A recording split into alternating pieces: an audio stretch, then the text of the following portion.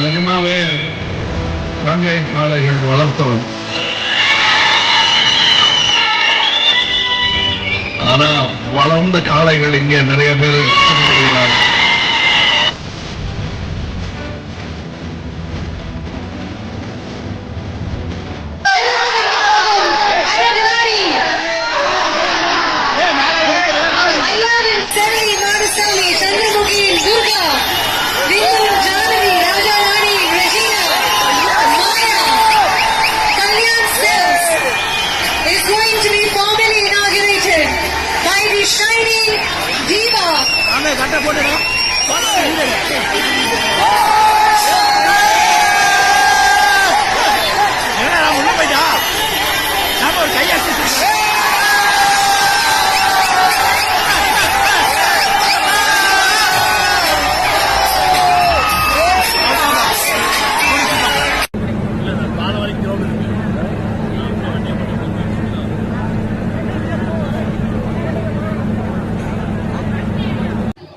வணக்கம் ஃப்ரெண்ட்ஸ்.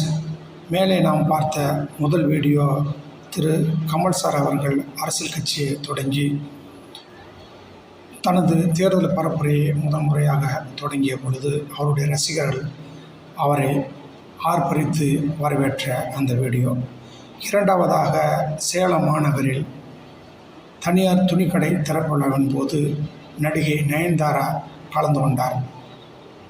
அப்பொழுது அவருடைய ரசிகர்கள் ஆர்ப்பரித்து அவரை வரவேற்ற அந்த வீடியோ தான் அது.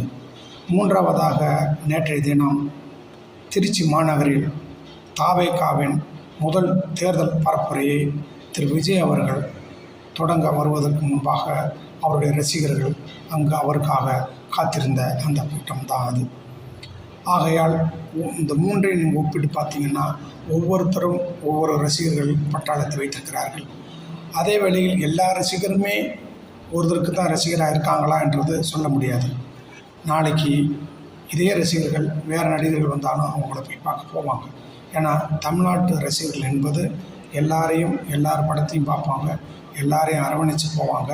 அதே வேளையில் ரசிகர்கள்லாம் எல்லாருமே தேர்தலில் அவங்களுக்கு அந்த நடிகர்கள் போட்டியிடும்போது அவருக்கு வாக்களிப்பார்கள் என்பது கண்டிப்பாக கிடையாது. அதே வேளையில் இதில் முக்கியமான ஒரு சிக்கல் என்னென்னா, திரு விஜய் அவர்களுக்கு இருக்கிற ரசிகர் பட்டாளம் என்னென்னா, கிட்டத்தட்ட 16 வயசுக்கு கீழே தான் அவருக்கு அதிகமான ரசிகர்கள் இருக்கிறாங்க. அவருடைய ரசிகர்களில் 100% எடுத்துக்கிட்டிங்கன்னா ஒரு 50-60% மேலே 16 வயசுக்கு கீழே தான்.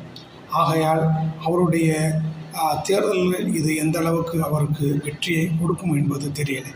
ஏன்னா 16 வயசுக்கு கீழே அவங்களுக்கு ஓட்டு கிடையாது. அவங்க தான் இந்த அட்டுழியம் பண்ணிக்கிட்டு இருக்காங்க. எல்லா இடங்கள்லையும் பொது சொத்துக்களை சேதம் பண்ணுறது, தனியார் சொத்துக்களை சேதம் பண்ணுறது, இதெல்லாம் அவருக்கு பண்ணுற வேலை தான் அது. ஆகையால் இது திரு விஜய் சொன்னாலுமே அவங்க கேட்குற மனநிலை இல்லை. இப்போது அவருடைய பேட்டியின் போது இல்லை, நல்லா தெரியுது. ஆகையால் இது எந்த அளவுக்கு திரு விஜய் அவர்களுக்கு அரசியலில் பலம் கொடுக்கும்னு தெரியல. அதே வேளையில் இன்னொரு பெரிய சிக்கல் என்னென்னா, தாவேகாவில் திரு விஜய் அவர்களை தவிர 2ஆம் தர 3ஆம் தர ஒரு முக்கியமான நிர்வாகிகள் யாருமே கிடையாது. அதாவது சிறப்பு பேச்சாளர் யாரும் கிடையாது.